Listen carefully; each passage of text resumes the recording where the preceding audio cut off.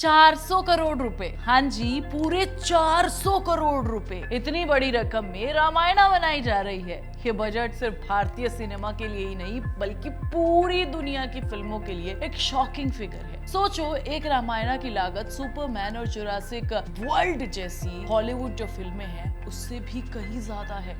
लेकिन यहाँ एक बड़ा सवाल उठता है, इतना पैसा क्यों लगाया जा रहा है? बताती हूँ, रुको जरा, पहले समझ लो कि हो क्या रहा है उस पूरे के पूरे सीन में। रामायणा वो कहानी जिसे भारत के बच्चे बूढ़े बिना किताब खोले भी सुना सकते हैं, वो महागाथा जिसे रामानंद सागर के टीवी सीरियल ने घर घर तक पहुंचा दिया था।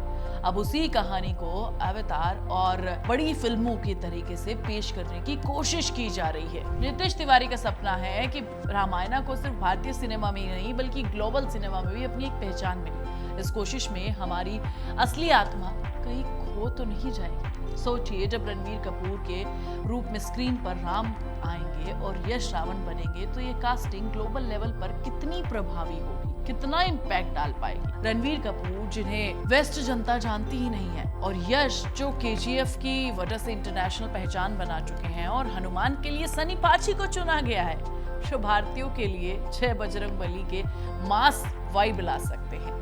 लेकिन वेस्ट में क्या उसका असर वही हो पाएगा जो हम पर होगा? क्योंकि प्रोड्यूसर निमित मल्होत्रा ने तो साफ कर दिया है, साफ कह दिया है कि अगर वेस्ट के लोग इसे पसंद नहीं करेंगे तो ये हमारी सबसे बड़ी नाकामी होगी।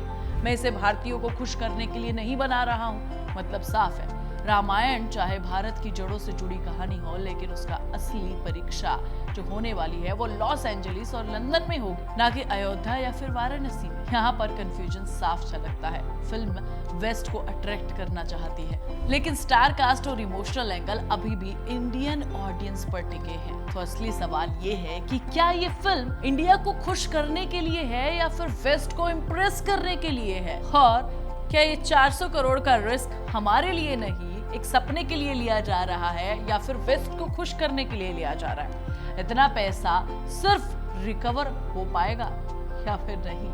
जब ये फिल्म पूरे वर्ल्ड में ब्लॉकबस्टर साबित होगी तब रिकवर हो पाएगा। इंडिया से तो रिकवरी होगी ही, लेकिन असली गेम वेस्टर्न मार्केट में है। हॉलीवुड की फिल्मों की तरह 1000 करोड़ कलेक्शन तभी कर पाएगी जब अमेरिकन और यूरोपियन ऑडियंस थिएटर में जाए, वरना यह फिल्म सिर्फ भारतीयों के टिकट के भरोसे रह जाएगी। मतलब इंडियन ऑडियंस का रोल यहाँ रिस्क शील्ड का है। अगर वेस्ट में ये फिल्म नहीं चली तो नुकसान का बोझ वही इंडियन टिकट खिड़की खरीदने वालों पर आ जाएगा। प्राइस बढ़ा दिए जाएंगे शायद। नमित मल्होत्रा ने कहा भी है, जिससे एक बड़ा डिबेट भी हुआ है। सोचिए, हमारी ही कहानी, हमारे ही भगवान, हमारी ही संस्कृति, और कहा जा रहा है कि असली टारगेट वेस्ट ऑडियंस है। अगर अमेरिका को पसंद नहीं आई तो फिल्म फेल। ये बात सुनकर कहीं ना कहीं भारत का हर दर्शक ठगा सा महसूस कर रहा है। मैं तो पर्सनली कर रही हूँ क्योंकि मुझे सिनेमा बहुत पसंद है। अब इसे दूसरे नजरिए से भी दिखाती हूँ तुम्हें। बॉलीवुड बार बार वेस्ट को एक वैलिडेशन के तौर पर क्यों रखना चाहता है? आरआरआर को भी तभी पूरी तरीके से सफलता के रूप में माना गया जब उसने ऑस्कर जीत लिया। स्लमडॉग मिलियनेयर को भी वेस्ट ने गले लगाया तो इंडिया ने ताली बजा दी। यही पैटर्न अब रामायणा पर भी दिख रहा है। लेकिन असली सवाल यह है कि क्या हमें अपनी कहानियों की ताकत पर भरोसा नहीं है?